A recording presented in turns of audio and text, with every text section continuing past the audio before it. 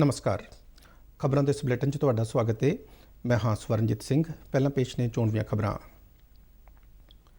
प्रधानमंत्री नरेंद्र मोदी ने कहा कि कोविड-19 महामारी खिलाफ लड़ाई ਨੂੰ भारत ने जन अंदोलन बनाया है।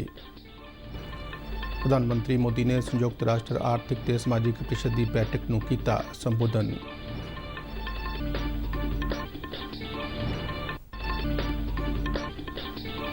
ਰੱਖਿਆ ਮੰਤਰੀ ਰਾਜਨਾਥ ਸਿੰਘ ਜੰਮੂ ਕਸ਼ਮੀਰ ਅਤੇ ਲੱਦਾਖ ਦੇ ਸਰਹੱਦੀ ਇਲਾਕਿਆਂ ਵਿੱਚ ਫੌਜ ਦੀਆਂ ਤਿਆਰੀਆਂ ਦੀ ਸਮੀਖਿਆ ਤੋਂ ਬਾਅਦ ਬੀਤੀ ਸ਼ਾਮ ਸ਼੍ਰੀਨਗਰ ਪੁੱਜੇ।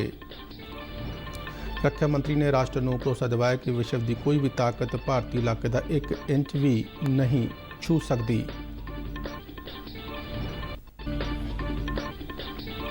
ਰਾਜ ਸਭਾ ਲਈ 22 ਸੂਬਿਆਂ ਦੇ ਨਵੇਂ ਚੁਣੇ ਗਏ 61 ਮੈਂਬਰਾਂ ਨੂੰ 22 ਜੁਲਾਈ ਨੂੰ ਸਹੁੰ ਚੁਕਾਈ ਜਾਵੇਗੀ। कोरोना वायरस के चलद्या कौमांतरी उड़ाणों ते कोई 4 महीने की रोक तो बाद भारत और अमरीका विचाले पाबंदियां ते नियमां अनुसार सीमित उड़ाणां शुरू। शहरी हवाबाजी मंत्री हरदीप सिंह पुरी अनुसार अमरीका वांग संयुक्त अरब अमारात, फ्रांस और जर्मनी नाल भी पाबंदियां ते नियमां तहत इस तरह दीयां उड़ाणां शुरू करने का फैसला किया गया है।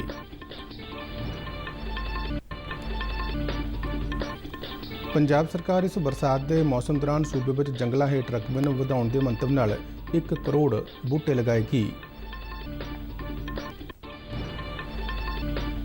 नवीनीकरण और सुंदरीकरण तो बाद जलियांवाले बाग की नुहार बदली। हुण खबरां विस्तार नाल। प्रधानमंत्री नरेंद्र मोदी ने बीती शाम संयुक्त राष्ट्र के उच्च पद्धरी आर्थिक ते समाजिक कौंसल के सैशन नूं वर्चुअल माध्यम राहीं संबोधन किया। बैठक ਨੂੰ ਸੰਬੋਧਨ ਕਰਦਿਆਂ प्रधानमंत्री ने कहा कि विश्व कोविड-19 महामारी ਦੇ ਚਲਦਿਆਂ भारत ने आत्मनिर्भर अभियान चलाया है ਤੇ सरकार ने कोरोना ਨਾਲ लड़ाई ਨੂੰ जन अंदोलन बनाया है। The COVID-19 pandemic has severely tested the resilience of all nations. In India, we have tried to make the fight against the pandemic a people's movement by combining the efforts of government and civil society. We have given the highest priority to reach benefits to poor households. We have announced a package of more than $300 billion. It will bring the economy back on track. उन्होंने कहा कि वर्तमान चुनौतियों तो इलावा वातावरण में तब्दीली वर्गियां लंबे समय दी चुनौतियां भी साडी पहल ने। उन्होंने कहा कि कोरोना महामारी ने सुधार के नवे मौके प्रदान किए हैं जो सानू गवाने नहीं चाहिए। मोदी ने कहा कि जलवायु परिवर्तन नाल नजिठण लई भारत ने अंतरराष्ट्रीय सोलर अलायंस की शुरुआत की है। उन्होंने दस्सिया कि स्वच्छ भारत अभियान के रूप में विश्व की सब तो वड्डी सफाई योजना चलाई है। उन्होंने कहा कि भारत ने 2025 तक टीबी नूं पूरी तरह खत्म करने का टीचा रखा है। उन्होंने कहा कि भारत हमेशा विश्व शांति ते तरक्की चाहता है। उन्होंने कहा कि देश सब का साथ, सब का विकास ते सब का विश्वास सिद्धांत ते चल रहा है। उन्होंने कहा कि कोरोना खिलाफ सांझी लड़ाई में भारत ने 150 तो वध देशों में सेहत ते होर सहायता उपलब्ध करवाई है। Sustainable peace and prosperity is through multilateralism. As children of planet Earth, we must join hands to address our common challenges and achieve our common goals. However, multilateralism needs to represent the reality of the contemporary world. प्रधानमंत्री ने कहा कि देश में विश्व की सब तो वड्डी मुहिम स्वच्छ भारत शुरू की गई जिसके बहुत सार्थक सिट्टे सामने आए हैं।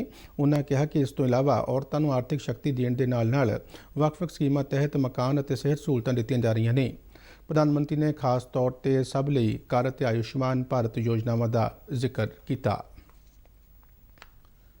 प्रधानमंत्री ने संयुक्त राष्ट्र की उच्च पद्धरी आर्थिक ते समाजिक कौंसल ਨੂੰ दूजी वार संबोधन किया। इस तो पहला 1 जनवरी 2016 च 70वीं वर्षगांठ मौके भी प्रधानमंत्री ने संबोधन किया सी।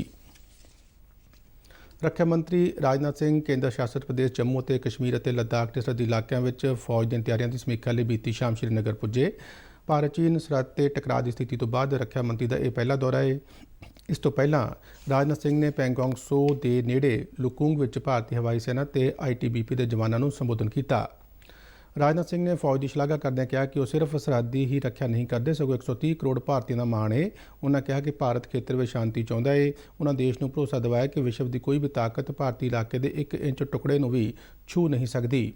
ਉਹਨਾਂ ਕਿਹਾ ਕਿ ਸਰਹੱਦੀ ਵਿਵਾਦ ਨੂੰ ਸੁਲਝਾਉਣ ਲਈ ਗੱਲਬਾਤ ਜਾਰੀ ਹੈ, ਪਰ ਇਸ ਦਾ ਕਿਸ ਹੱਦ ਤੱਕ ਹੱਲ ਨਿਕਲਦਾ ਇਸ ਦੀ ਗਰੰਟੀ ਨਹੀਂ ਦਿੱਤੀ ਜਾ ਸਕਦੀ, ਪਰ ਗੱਲਬਾਤ ਨਾਲ ਹੱਲ ਨਿਕਲ ਜਾਏ ਤਾਂ ਇਸ ਤੋਂ ਬਿਹਤਰ ਹੋਰ ਕੁਝ नहीं हो सकता। भारत दुनिया का इकलौता देश है जिसने सारे विश्व को शांति का संदेश दिया है। भारत दुनिया का इकलौता देश है जिसने कि दुनिया के किसी देश पर न तो कभी आक्रमण किया है और न दुनिया के किसी देश की 1 इंच जमीन पर कभी कब्जा किया है। भारत दुनिया का यह इकलौता देश है। इस मौके chief of the defence staff general Bipin Rawat, भारतीय फौज के मुखी MM नरवणे ते उत्तरी कमान के लैफ्टिनेंट जनरल YK जोशी ते फायर एंड फ्यूरी के सीनियर फौजी भी मौजूद सन। ਰਾਜ ਸਭਾ ਲਈ ਹਾਲ ਹੀ ਵਿੱਚ ਨਵੇਂ ਚੁਣੇ ਗਏ ਮੈਂਬਰਾਂ ਨੂੰ ਇਸ ਮਹੀਨੇ ਦੀ 22 ਤਰੀਕ ਨੂੰ ਸਹੁੰ ਚੁਕਾਈ ਜਾਵੇਗੀ। ਇਹ ਪਹਿਲੀ ਵਾਰ ਹੈ ਕਿ ਸਦਨ ਦੇ ਬਗੈਰ ਇਹਨਾਂ ਰਾਜ ਸਭਾ ਮੈਂਬਰਾਂ ਨੂੰ ਸਹੁੰ ਚੁਕਾਈ ਜਾ ਰਹੀ ਹੈ। ਇਸ ਤੋਂ ਪਹਿਲਾਂ ਹਮੇਸ਼ਾ ਨਵੇਂ ਚੁਣੇ ਗਏ ਪ੍ਰਤੀਨਿਧਾਂ ਨੂੰ ਸਦਨ ਦੇ ਅੰਦਰ ਜਾਂ ਰਾਜ ਸਭਾ ਦੇ ਸਭਾਪਤੀ ਦੇ ਦਫ਼ਤਰ ਵਿੱਚ ਹੀ ਸਹੁੰ ਚੁਕਾਈ ਜਾਂਦੀ ਸੀ। ਰਾਜ ਸਭਾ ਦੇ ਚੇਅਰਮੈਨ ਵੈਂਕਈਆ ਨਾਇਡੂ ਨੇ ਕੋਰੋਨਾ ਦੇ ਦਿਸ਼ਾ ਨਿਰਦੇਸ਼ਾਂ ਨੂੰ ਧਿਆਨ ਵਿੱਚ ਰੱਖਦਿਆਂ ਇਹ ਫੈਸਲਾ ਲਿਆ ਹੈ। 20 ਸੂਬਿਆਂ ਦੇ ਰਾਜ ਸਭਾ ਲਈ ਚੁਣੇ ਗਏ 61 ਮੈਂਬਰਾਂ ਨੂੰ ਸਹੁੰ ਚੁਕਾਈ ਜਾਵੇਗੀ। ਰਾਜ ਸਭਾ ਦੇ ਅਧਿਕਾਰੀਆਂ ਨੇ ਦੱਸਿਆ ਕਿ ਹਰੇਕ ਮੈਂਬਰ ਨੂੰ ਸਹੁੰ ਚੁੱਕ ਸਮਾਗਮ ਵਿੱਚ ਆਪਣੇ ਨਾਲ ਸਿਰਫ ਇੱਕ ਮਹਿਮਾਨ ਲਿਆਉਣ ਦੀ ਹੀ ਇਜਾਜ਼ਤ ਹੋਵੇਗੀ। ਕੋਰੋਨਾ ਵਾਇਰਸ ਦੇ ਚੱਲਦਿਆਂ ਕੌਮਾਂਤਰੀ ਉਡਾਨਾਂ ਤੇ ਕੋਈ 4 ਮਹੀਨੇ ਦੀ ਰੋਕ ਤੋਂ ਬਾਅਦ ਭਾਰਤ ਅਤੇ ਅਮਰੀਕਾ ਵਿਚਾਲੇ ਸੀਮਿਤ ਉਡਾਨਾਂ ਸ਼ੁਰੂ ਹੋ ਗਈਆਂ ਨੇ। ਅਮਰੀਕਾ ਦੀ ਹਵਾਈ ਕੰਪਨੀ ਯੂਨਾਈਟਿਡ 에ਅਰਲਾਈਨਸ 31 ਜੁਲਾਈ ਤੱਕ ਭਾਰਤ ਅਤੇ ਅਮਰੀਕਾ ਵਿਚਾਲੇ 18 ਉਡਾਨਾਂ ਸੰਚਾਲਿਤ ਕਰੇਗੀ।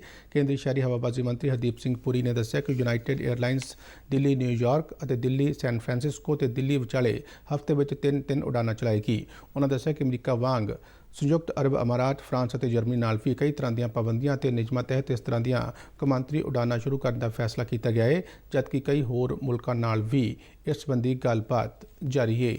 We are at a very advanced stage of negotiation with at least 3 countries that I am aware of. And in the case of one, we have signed formally, let me tell you, Air France will be operating 28 flights on the Delhi, Mumbai and Bangalore sector and France, I think Paris, between 18th July to 1st August.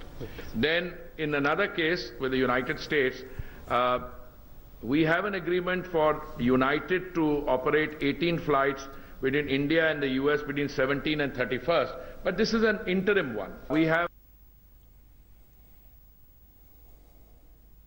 ਰੇਹੜੀ ਤੇ ਫੜੀ ਵਾਲਿਆਂ ਨੂੰ ਛੋਟੇ ਕਰਜ਼ੇ ਦੀ ਵਿਸ਼ੇਸ਼ ਸਹੂਲਤ ਦੇਣ ਦੇ ਮੰਤਵ ਨਾਲ PM ਸਟਰੀਟ ਵੈਂਡਰਸ ਆਤਮ ਨਿਰਭਰ ਨਿਧੀ ਨਾਂ ਦੀ ਇੱਕ ਮੋਬਾਈਲ ਐਪ ਸ਼ੁਰੂ ਕੀਤੀ ਗਈ ਹੈ, ਜੋ ਇਹਨਾਂ ਰੇਹੜੀ ਫੜੀ ਵਾਲਿਆਂ ਨੂੰ ਉਹਨਾਂ ਦੇ ਨੇੜਲੀਆਂ ਥਾਵਾਂ ਤੇ ਕਰਜ਼ੇ ਦੀ ਸਹੂਲਤ ਦਿੱਤੀ ਜਾ ਸਕੇ। ਇਸ ਐਪ ਦੀ ਸ਼ੁਰੂਆਤ ਮਕਾਨ ਉਸਾਰੀ ਤੇ ਸ਼ਹਿਰੀ ਮਾਮਲਿਆਂ ਦੇ ਮੰਤਰਾਲੇ ਦੇ ਸਕੱਤਰ ਦੁਰਗਾ ਸ਼ੰਕਰ ਮਿਸ਼ਰਾ ਨੇ ਕੀਤੀ। ਇਸ ਮੌਕੇ ਤੇ ਇਸ ਐਪ ਦਾ ਮਹੱਤਵ ਦੱਸਦਿਆਂ ਹੋਇਆਂ ਸਕੱਤਰ ਨੇ ਕਿਹਾ ਕਿ ਸੰਸਥਾਵਾਂ ਨੂੰ ਰੇਹੜੀ ਫੜੀ ਵਾਲਿਆਂ ਦੀਆਂ ਕਰਜ਼ਾ ਅਰਜ਼ੀਆਂ ਨੂੰ ਜਲਦ ਹੀ ਭੁਗਤਾਉਣ ਵਿੱਚ ਸਹਾਈ ਹੋਵੇਗੀ। ਉਹਨਾਂ ਕਿਹਾ ਕਿ ਇਸ ਨਾਲ ਡਿਜੀਟਲ ਟੈਕਨੋਲੋਜੀ ਨੂੰ ਵੀ ਉਤਸ਼ਾਹ ਮਿਲੇਗਾ ਤੇ ਵੱਧ ਤੋਂ ਵੱਧ ਲੋਕ ਇਸ ਸਹੂਲਤ ਦਾ ਫਾਇਦਾ ਉਠਾ ਸਕਣਗੇ।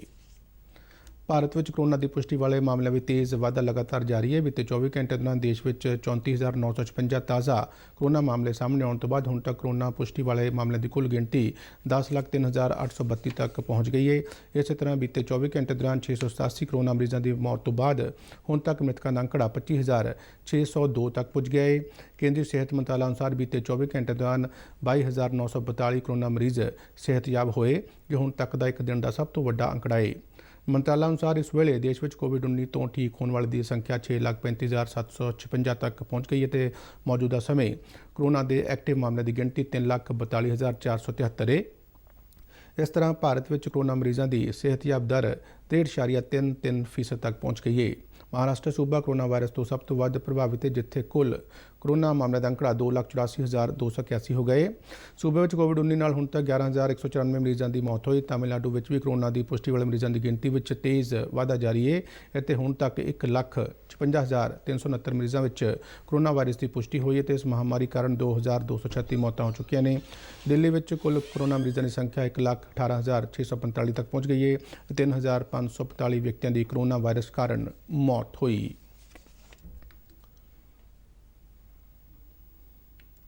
ਰਾਜਸਥਾਨ ਹਾਈ ਕੋਰਟ ਨੇ ਕਾਂਗਰਸ ਦੇ ਬਾਗੀ ਵਿਧਾਇਕ ਸਚਿਨ ਪਾਇਲਟ ਤੇ ਉਸਦੇ 18 ਸਾਥੀ ਵਿਧਾਇਕਾਂ ਦੀ ਰਾਜਸਥਾਨ ਦੇ ਵਿਧਾਨ ਸਭਾ ਸਪੀਕਰ ਵੱਲੋਂ ਅਯੋਗ ਠਹਿਰਾਏ ਜਾਣ ਵਾਲੇ ਨੋਟਿਸ ਨੂੰ ਚੁਣੌਤੀ ਦੇਣ ਵਾਲੀ ਪਟੀਸ਼ਨ ਤੇ ਫੈਸਲਾ ਸੁਣਾਉਂਦਿਆਂ 4 ਦਿਨ ਦੀ ਰਾਹਤ ਦਿੱਤੀ ਹੈ।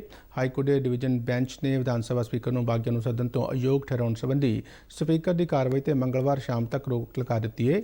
ਹਾਈ ਕੋਰਟ ਹੁਣ ਇਸ ਮੁੱਦੇ ਦੀ ਸੁਣਵਾਈ ਸੋਮਵਾਰ ਸਵੇਰੇ 10 ਵਜੇ ਕਰੇਗਾ।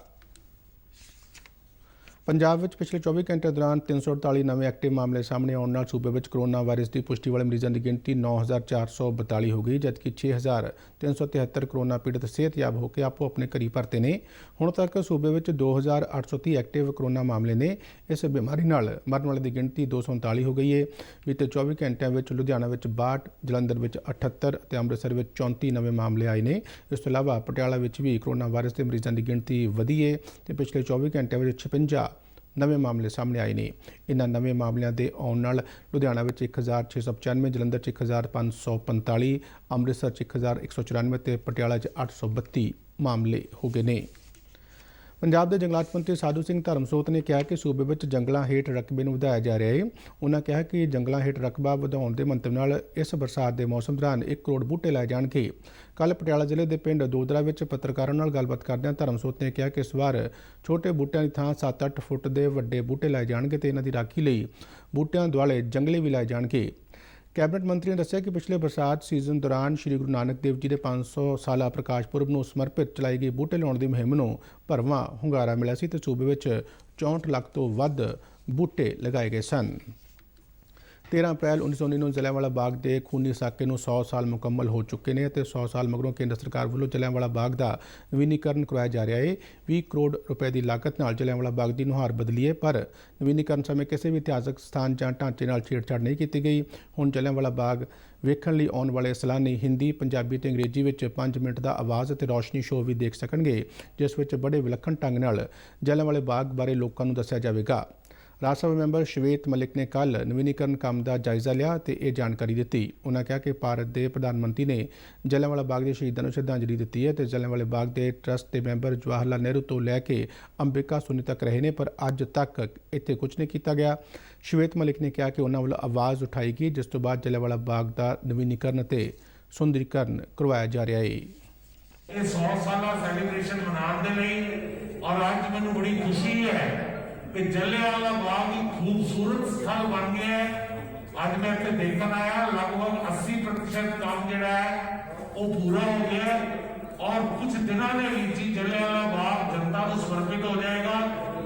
और मेन जो असीं कीता है कि एक ते लाइट एंड साउंड शो चलेगा 5